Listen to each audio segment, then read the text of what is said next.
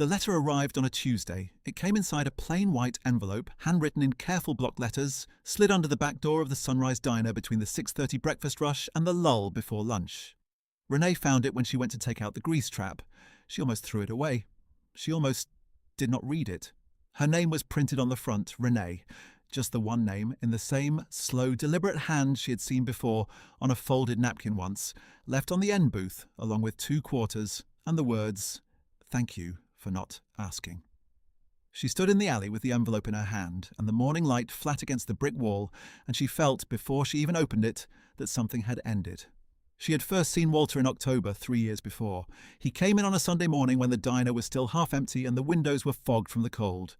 He sat at the far end of the counter, the last stool, the one nearest the kitchen door, and he set a brown canvas bag on the floor between his feet and folded his hands on the counter and waited. He did not ask for a menu. He did not ask for water. He sat the way a man sits when he is not sure he is allowed to be somewhere and has decided to take up as little space as possible.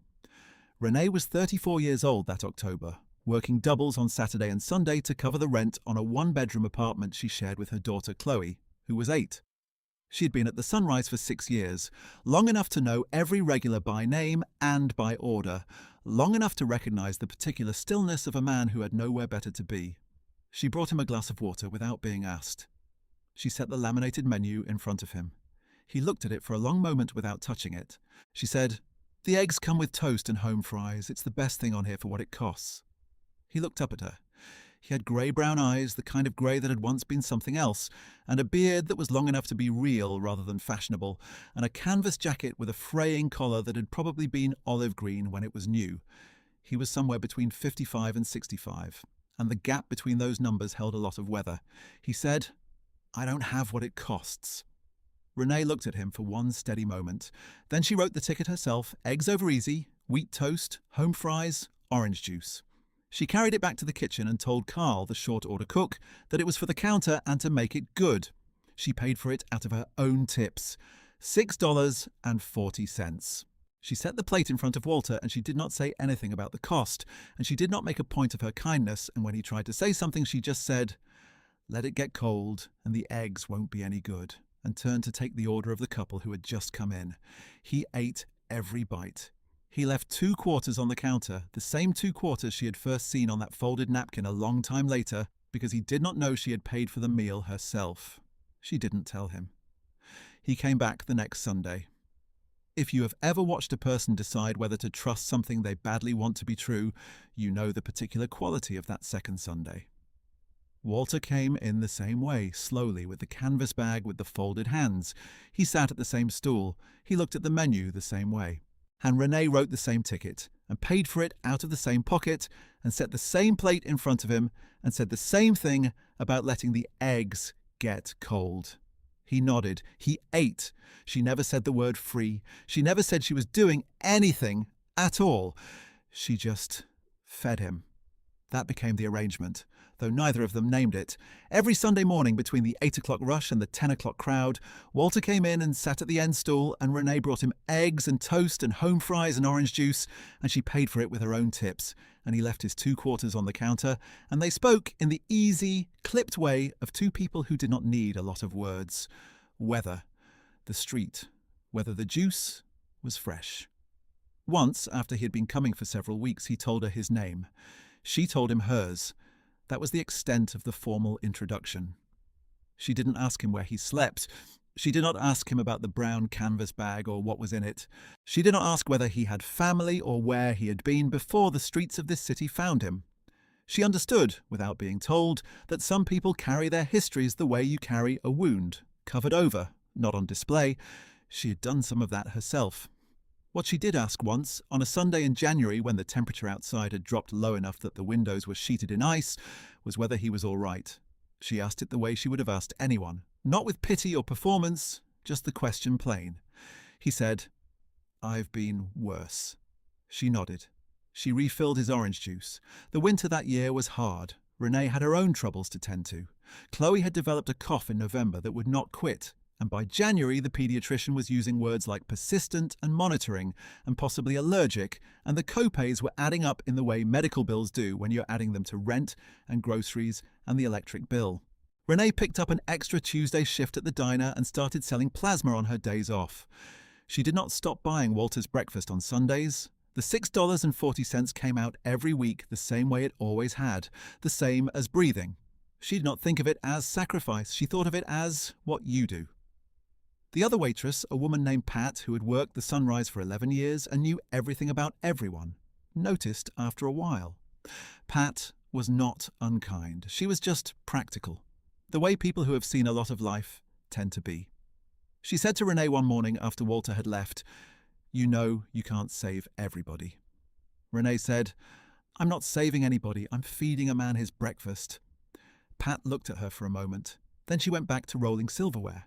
What neither Pat nor Renee knew was what Walter had been before the canvas bag and the end stool and the fraying collar. What neither of them could see on those Sunday mordays with the counter between them and the kitchen noise behind and the orange juice sweating in its glass was the man Walter had been 40 years earlier, and what had happened to him in the space of 4 decades, and who, on the other side of that long and private ruin, was still looking for him.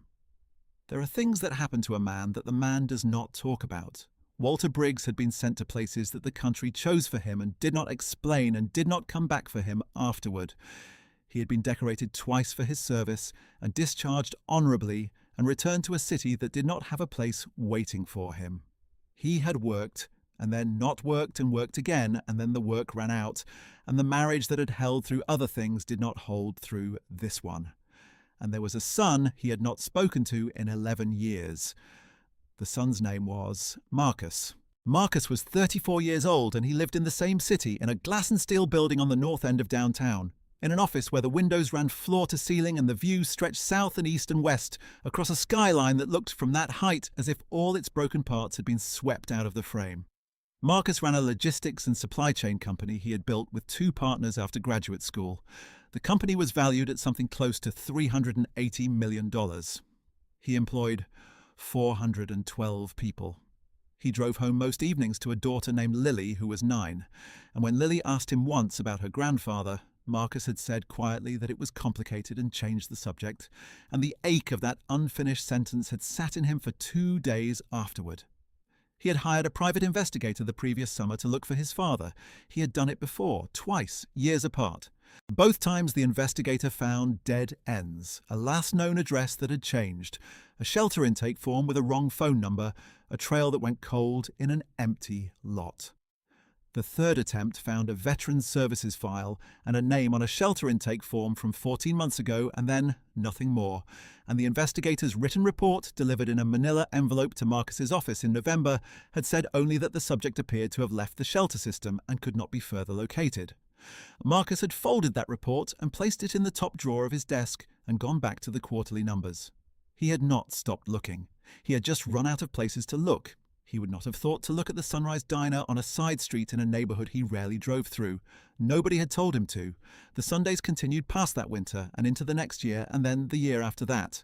One became 10, became 20, became 50, became a number. Renee calculated once on the back of an order pad out of curiosity. Over 2 years and 3 months at $6.40 a week, she had spent something close to $800 of her own money on Walter's breakfasts. She looked at that number for a moment. She folded the order pad and put it in her apron. She did not bring it up again. Not to Pat, not to Carl, not to herself. It was done. That was all. What she had not anticipated, and what could not be put on an order pad, was the other accumulation, the one that had nothing to do with money. Over those 2 years and more, something quiet had grown up between her and Walter that she would not have known how to name at the time, and that she understood better only in its absence. It was not friendship exactly, or not only. It was more like the particular gravity of being consistently seen by another person without judgment and without want. Walter watched her work the counter the way a person watches something they hold in genuine regard. He noticed when she was tired. He noticed when Chloe was sick, and the tiredness was a different kind. He noticed the Tuesday she came in with her left hand bandaged because she had burned it on the range the night before, and he did not ask about it, but he moved his coffee cup to give her more room when she set his plate down. He never said much. He noticed everything. Once, in the spring of the second year, he had stayed past his usual time. Carl was on break, and the diner had emptied into that quiet stretch between the late breakfast crowd and the early lunch regulars. Renee was refilling the salt shakers when she realized she had been showing him a drawing on her phone for 10 minutes. A drawing Chloe had done that week that the teacher had taped to the classroom wall. A picture of the Sunrise Diner with Renee behind the counter and a sun in the upper corner, and below the sun, in careful child letters, "My mum works here." Walter had held the phone and looked at it the way people look at something that catches them by surprise in the middle of a plain Tuesday. He handed it back. He said, "She's got your eyes," Renee said. "She's got her own eyes," he said. "That's what I mean." She thought about that line for the better part of a week. By the start of the third year, Walter's Sunday mornings had settled into the rhythm of her life the way certain things settle without your having chosen them. Like the way the back booth always gets the afternoon light, or the way the espresso machine makes a particular sound before it finishes. She did not think about his coming because she did not have to. He came. She had the plate ready. That was the whole of it. And then in February of that third year, without warning or explanation, he stopped. The first Sunday he did not come, she set the plate aside until 10:30. Then she wrapped it and left it in the back for the food bank run at the end of shift. She told herself it was the weather. The second Sunday she poured the orange juice at 8:45, the time he usually arrived, and stood at the end of the counter and looked at the door until Pat touched her shoulder and said there was a table waiting. The third Sunday she did not pour the juice. She did her work. She was careful not to look at the door too many times. She did not say anything to anyone. She asked at the veterans' shelter 6 blocks east, the one she had heard him mention once in passing, the one where he sometimes got a cot on the coldest nights. The intake worker there was kind and careful with her words. She said she could not share resident information. Renee understood. She left her name and the diner's number on a slip of paper. She asked at the food pantry on Delamere Street, where she sometimes dropped off the diner's end-of-week surplus. Nobody there recognized the description she gave. She walked 2 blocks in either direction from the diner on a Sunday morning, the time he would have been coming, looking for the brown canvas bag and the olive-green fraying jacket, looking for a man who moved like a man who was trying to take up as little space as possible. She did not find him. The world, she understood, does not keep files on the people it loses track of. There was no record of Walter's Sundays. There was no document that said this man was expected at this counter at this time on this day, and his absence is a thing that should be investigated. He had existed in the space between official and unofficial, and the space between those things is very large, and things disappear into it every day. And most of the time, nobody is standing at the counter where the thing used to be, waiting. Renee was standing there. She found the letter on a Tuesday morning, 3 weeks after the last Sunday he had come, slid under the back door in a plain white envelope with her name on the front. She read it standing in the alley with the morning light flat and the traffic sound from the street beyond the fence and the cold just starting to ease at the edges. The letter was 2 pages long, written in his careful block letters on the inside of a manila folder, the only paper he had had to hand. He wrote that he was sorry he had not been able to say goodbye in person. He wrote that in January he had gone to a veterans clinic because the cold had gotten into his chest badly, and the clinic had connected him to a caseworker who had connected him, eventually, to a residential support program run through the Veterans Services Office, and that he was in a room now, a real room, and that his health was being attended to. He wrote that he had not known going in that the program would move as fast as it did, or that the transition would leave him no way to get a message to her. He wrote that for 3 years, every Sunday, she had given him something he had stopped believing he was owed by anyone. He wrote that he did not have adequate language for what that had done to him, and that he was not going to pretend he did. He wrote that some mornings, in the worst of the cold, when the distance between himself and the rest of the living world had felt absolute, what had gotten him up and moving was the knowledge that the stool would be empty if he did not come, and the plate would be made, and she would look up and see him and not make a thing of it, and the morning would be survivable because of that. He wrote near the end that there was something else happening that he could not yet explain, something he had not hoped for or expected, and that she might hear from someone. And that when she did, she should know that nothing that was coming had anything to do with the eggs or the juice or the $6.40, and everything to do with the plain fact of being treated by her like a man who still mattered. She stood in the alley a long time after she finished reading. The cold was in her throat. She folded the letter and put it in her apron pocket, and she stood there another minute with her hand over her pocket, and the morning pressing in around her. He was safe. He was in a room. The chest cold was being treated. She went back inside. 2 Sundays later, on a morning when the light had that particular quality it gets in early spring, thin and clean, with the ice still at the edges of the awning, but the angle of the sun changed enough that you could feel the difference, a man came into the Sunrise Diner at 9:10 who was not from the neighbourhood. He was well dressed in a dark wool coat, and he was tall with a broad build and close-cropped hair going early grey at the temples, and he had the slightly careful quality of a person who has made a decision they are not certain of yet. He stood just inside the door and looked at the counter. He looked at Renee. He said, "Excuse me, are you Renee?" She said she was. He said his name was Marcus. He said he was having some difficulty knowing where to start. She poured him a cup of coffee without asking whether he wanted one. She slid it across the counter. She said, "Start wherever you need to." He sat down at the end stool, the last one, the one nearest the kitchen door.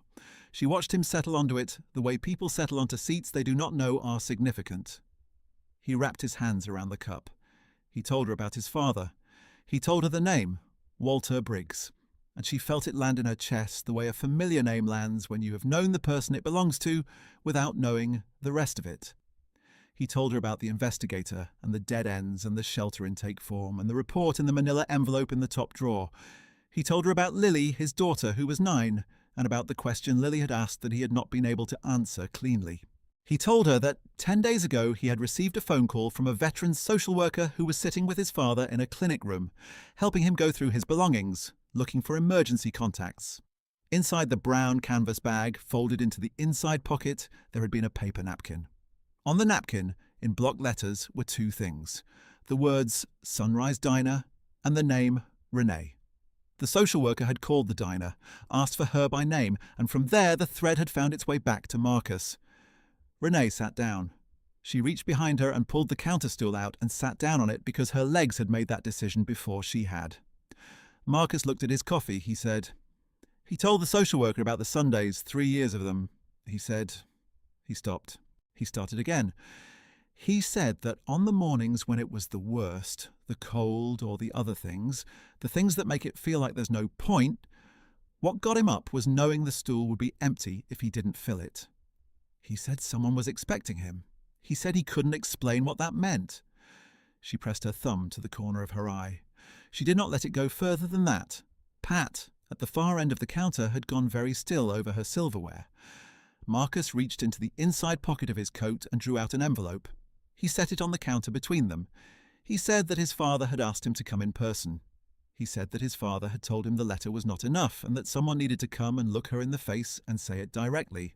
He said his father had asked him to say that 3 years of Sundays had been, in ways Marcus might not fully understand, the thing that had kept him alive to be found.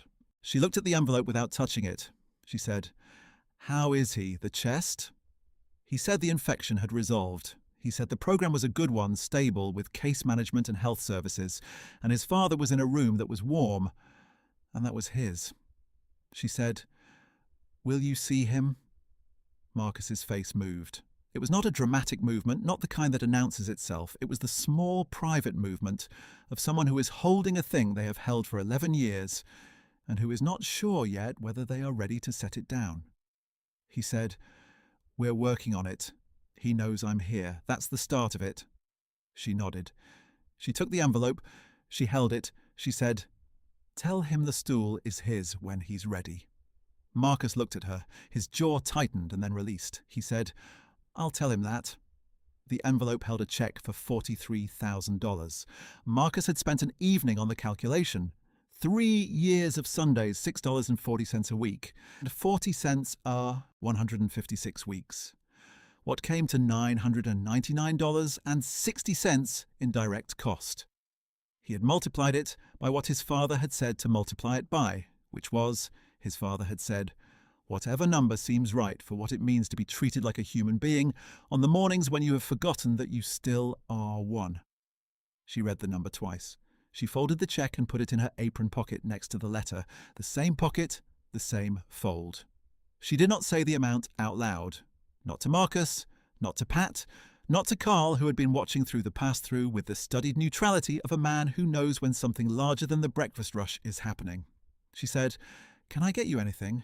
The eggs are good." He said he would take the eggs. She wrote the ticket. She called it back to Carl. She poured Marcus a second cup of coffee and she refilled the sugar caddy at his end of the counter. And the morning moved forward the way mornings do. One ordinary thing after another.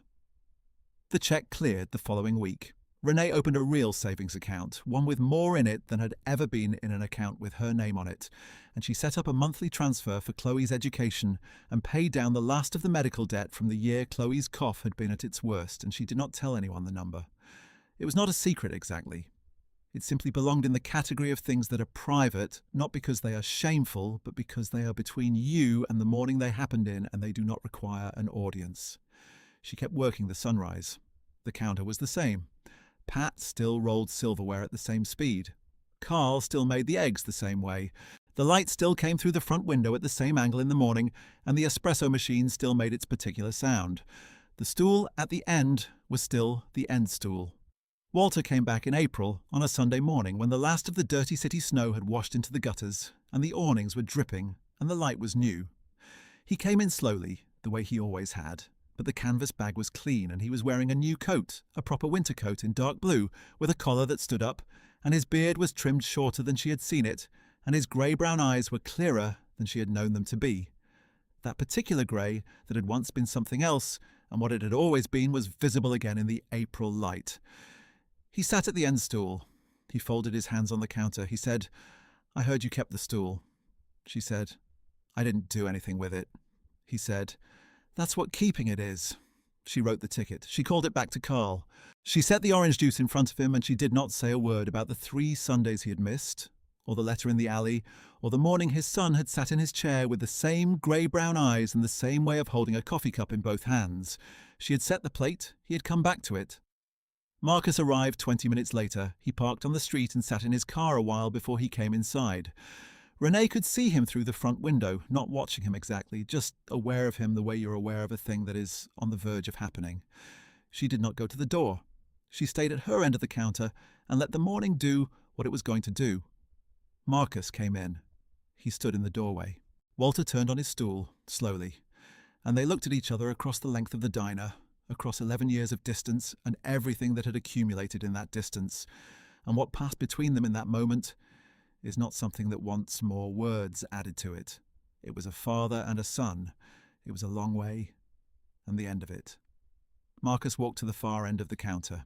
He stood there for a moment, not speaking, and then Walter reached out and pulled the stool beside him away from the counter. Not the one he was sitting on, but the next one. And he set his hand on the seat of it in the way you set your hand on something you are offering to someone, and have been thinking about offering for a while. Marcus sat down. Renee set 2 plates on the counter and 2 glasses of orange juice, and she left them there and turned back to the rest of the diner. There were 4 other tables. The espresso machine was going. Pat was starting the lunch prep in the back. The morning was full of its ordinary sounds. She didn't look back at the end of the counter. She did not need to. There is a particular kind of person in this world who does not announce what they are doing, and does not keep a ledger of it, and does not ask to be compensated or recognized for it, and does not stop doing it because recognition fails to arrive. Renee is that kind of person. She had fed a man for 3 years because she could see that he needed it, and she had done it without ceremony or credit, and she had kept doing it through her own hard months, through the medical bills and the extra shifts and the plasma donations, and the mornings when $6.40 was not a small thing to spend. What she did not know, and what the world sometimes manages to know on your behalf, was that the napkin with her name on it had been in that canvas bag through every hard night of those 3 years, kept there the way you keep a thing that reminds you there is still a version of the world that has room for you in it. She was on that napkin. Her name and the name of the diner. That was the whole of the address. And it had been enough. Kindness, given without audience, is not wasted. It does not disappear into the air the way a kind word sometimes does. It goes somewhere. It takes the shape of a napkin in a canvas bag. It becomes the reason a man keeps his appointment at a veterans clinic instead of walking past it. It is the thing that, when a caseworker asks if there is anyone who would want to know, produces a name and an address and a thread that eventually finds its way to a son in a dark coat, sitting at the end of a diner counter, wrapping his hands around a coffee cup. Chloe is 11 now. She comes to the diner sometimes on Sunday mornings when school is out, and she sits at the counter and does her homework, and she knows the name of every regular. She knows that Walter takes his eggs over easy and his orange juice before the coffee, and his toast without butter, but with a jam on the side. She knows that Pat takes her coffee with 2 sugars and no cream. She knows that Carl's laugh is louder than his voice, and that the back booth gets the best light, and that her mother always brings water to someone who sits down and doesn't ask for a menu. She does not yet have a name for what she is watching. She just knows that this is what you do. If something in this story reminded you of someone who fed you without being asked, or stayed when they could have left, leave their name in the comments. Those people deserve to be named out loud. The 2 quarters are on a small shelf above the kitchen sink in Renee's apartment. She put them there the April Sunday Walter came back. They are worn smooth at the edges from a long time of being handled, and they are not worth much by any ordinary measure, and she is not going to spend them. Some things you keep because of what they cost the person who gave them. She knows what those 2 quarters cost Walter every Sunday for 3 years. She knows what they meant him to leave, that he had been somewhere and eaten and been seen, and that something had passed between the eating and the leaving that he wanted to mark, even when he had almost nothing left to mark it with. She keeps them above the sink where she can see them in the morning. That is enough. There is something worth saying about the particular economy of kindness that asks nothing back.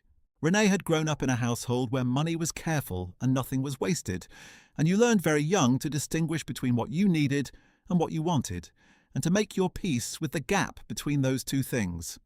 Her mother had been a woman who cooked for neighbours when they were sick and watched other people's children when the need arose, and who died at 62, still owed more than she was ever paid back.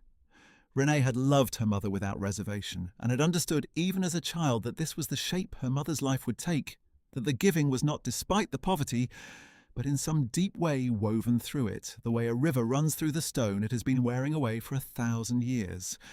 Her mother had not considered herself generous. She had considered herself simply someone who noticed what was in front of her. Renee had inherited that. She noticed Walter the same way she noticed the couple in the back booth, who looked like they had been crying before they came in, or the older gentleman, who always ordered the least expensive thing and sat longest over it, making it last. She noticed the college girl who came in sometimes with a textbook and stayed through 4 cups of tea and looked like she had not slept. She brought them all water without being asked. She refilled without signalling. She left them alone when alone was what they needed, and she was present when presence was the thing. Walter had needed both, in different quantities on different Sundays, and she had learned the difference without his having to teach her. The first year, mostly he was quiet. He came in and he ate and he nodded and he left, and the nods were their whole conversation. Renee understood that there were people for whom the act of walking through a door and sitting down and being given something without being made to explain themselves first was already asking more than was easy. She did not crowd it with chatter. She brought the plate. She left him to it. The second year, something in him had begun, slowly and in very small ways, to ease. He started commenting on things. The weather, as she said, but also the way the morning light came through the front window at certain times of year, the way it hit the chrome on the counter stools and bounced off at angles. He mentioned once that he had seen a hawk on the fire escape of the building across the street, sitting still for a long time in the cold, and he had stood and watched it from the shelter of the doorway for a while before coming in. She told him she had heard there was a pair nesting in the water tower at the end of Canfield Street. He nodded at that the way a person nods when a small good thing has been confirmed. The third year, he talked sometimes about the past, not in the way of confession or unburdening, but in the oblique way that certain men talk about what they have been, the way you talk about a country you used to live in. He mentioned the army once, not the details of it, just that he had been in it, and that it had been a long time ago, and that time went differently in different places. He mentioned a truck he had driven for work years later, long-haul routes, the particular quality of the country at 3 in the morning, when you were the only lights on a highway that went to the edge of sight. He mentioned that he had once known how to make a pie crust from scratch. He did not mention a wife. He did not mention a son. She had not known about Marcus. She had not known about the glass tower or the 412 employees or the value at which the company was assessed. She had not known about the private investigator or the manila envelope or the reports that had gone into the drawer. All she had known was what was in front of her on Sunday mornings, a man who had been somewhere the world had not been kind and who had come to the end stool of the Sunrise Diner with 2 quarters in his pocket and a canvas bag between his feet and the careful posture of someone who did not want to be a burden. That was enough to know. She had not needed the rest of the story to decide what to do. This is the thing that the people who knew Renee from outside the Sunrise, the neighbours, the parents from Chloe's school, the cousins who came for Thanksgiving, could not entirely understand when they heard pieces of it later. They kept looking for the reason. They kept assuming there was something she had known, or suspected, or hoped for. They could not settle into the simplicity of it that she had done it because he was there and he needed it, and she was the person standing at the counter. That is a harder thing to accept than strategy or calculation. It doesn't give the mind something to hold on to. Chloe had understood it immediately, the year she was old enough to be told the full story. She had listened to all of it, sitting at the kitchen table after dinner with her hands flat on the tabletop the way she sat when she was paying close attention. And when Renee finished, Chloe was quiet for a moment. Then she said, "So, he wrote your name down because he wanted someone to be able to find you." Renee said that was right. Chloe thought about that. She said, "Because you were the person he had." Renee did not answer that out loud. She just put her hand over Chloe's hand on the table. Chloe is old enough now to understand the weight of being someone's emergency contact without being asked. She understands what it means to be on the napkin, in the canvas bag. She has asked her mother if Walter still comes to the diner, and Renee has told her yes, most Sundays, not everyone, depending on how the week has gone and how the body is cooperating. She has told her that he and Marcus are finding their way back toward each other, slowly, the way you find your way back towards something you thought was lost for good, one Sunday at a time. Chloe has been to the diner on a few of those Sundays. She has met Walter. She has brought him his orange juice herself once, under Renee's watching eye, and set it in front of him the way her mother sets everything down, without making a production of it. Walter had looked at her. He had looked at the glass. He had said, "Thank you." Chloe had said, "You're welcome. The juice is fresh today," Carl checked. Walter had made a sound that was not quite a laugh but was in that neighbourhood. It was the most Renee had ever heard from him in one visit. She had turned away to give them the space to sit in it. That is the other thing Renee does, the thing she does not know she does. She creates room, she makes it possible for a thing to happen, and then she steps back and lets it happen, and does not require credit for the creating. She had done that for 3 years with Walter, and she was doing it still, and she would keep doing it the way her mother had kept doing it. Not because the world always paid it back in kind, but because that was simply the shape of the work. Some people move through the world taking what they need and leaving the space behind them a little emptier. Some people move through it and leave the space a little more bearable. You can usually tell which kind is which by the end of a Sunday morning. The Sunrise is the same diner it has always been. The vinyl on the stools is starting to crack along the seams, and Carl has been saying for 2 years that the espresso machine is going to go out on them any day, and the laminated menus have been laminated so many times that the prices on the back are starting to blur. Nothing about the place announces itself. Nothing about it would catch a stranger's eye from the street or make them slow down on the walk by. The light comes through the front window at a good angle in the morning. The eggs are still the best thing on the menu for what they cost. The stool at the end of the counter, the one nearest the kitchen door, is still the end stool. And on Sunday mornings, more often than not, it is filled. Renee would tell you she hasn't done anything worth a story. She would mean it. That is, of course, exactly the point.